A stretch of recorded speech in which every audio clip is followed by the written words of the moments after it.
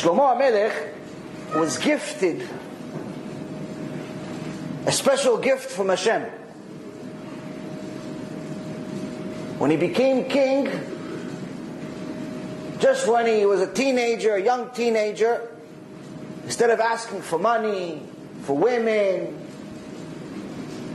for weapons, for power, what did he ask for Hashem? He said, Hashem, give me the wisdom so I can judge your nation favorably. Because I'm the king, I'm going to have to decide who's guilty, who's innocent. It all comes to me. So at least, if I'm going to be the judge, let me judge them favorably based on your Torah. Give me the wisdom of the Torah to know what to judge. Because not everything is obvious. It's not always black and white. It's not always taref or kasher. Sometimes trefa. Sometimes it looks very, very similar, but just a different version of non-kosher. Sometimes you think that the rabbis are cheating. They're saying, wait, this orange juice is not kosher. What do you mean? It's orange juice. For heaven's sake, what could be so bad about orange juice? How could orange juice not be kosher? Well, if you find out, you look at the ingredients list. There was a company by the name of Sunny Delight that just about 5 years ago, for the first time, they got their kosher stamp. For all those years, they were never kosher. Why? Because one of the ingredients that made the Sunny Delight orange juice more orange was crushed beetles.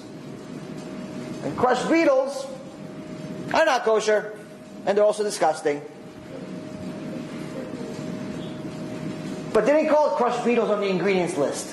They call it some nice formula, like E320 or Red 14 or some code name that looks like more like a Scud missile than it does an ingredient for for food. So we don't know the whole details. We get in trouble. So Shlomo HaMelech says, I need this wisdom. I need to know. So Hashem says, because you asked for the wisdom, I'll give you everything. I'll give you the wisdom beyond any man that ever lived. Only the Mashiach will be wiser than you. The Mashiach will be the only one wiser than you. You'll have chokhmah, you'll have wisdom that's beyond our comprehension.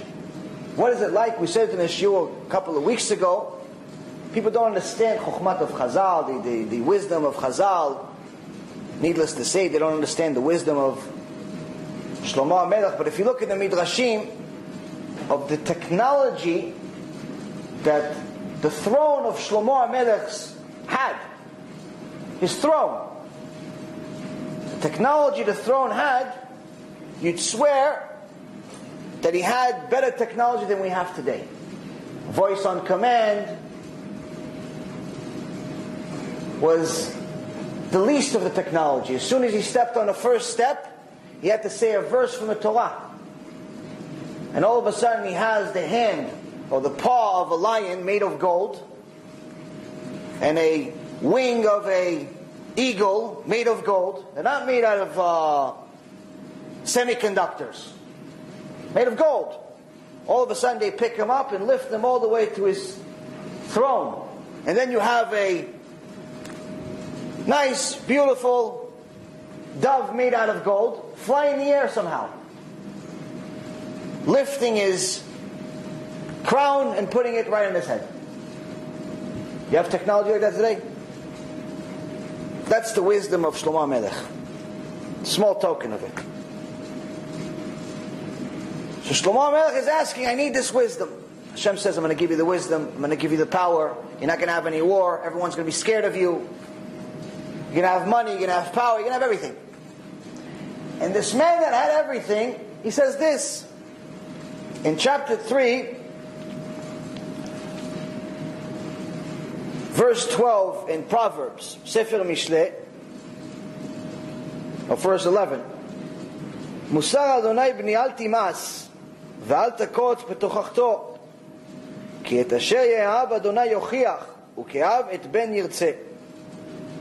My child, do not despise Hashem's discipline, and do not despise His reproof, His rebuke.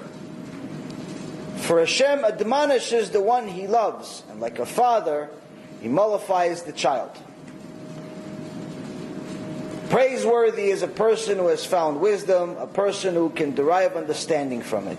And it continues, and he talks about how don't get so offended by hearing mussar that makes you question yourself. Don't get so offended and all bent out of shape if all of a sudden some young guy tells you, hey, by the way, you're the equivalent of an idol worshiper if you drive to the Knesset on Shabbat. Because I didn't write it.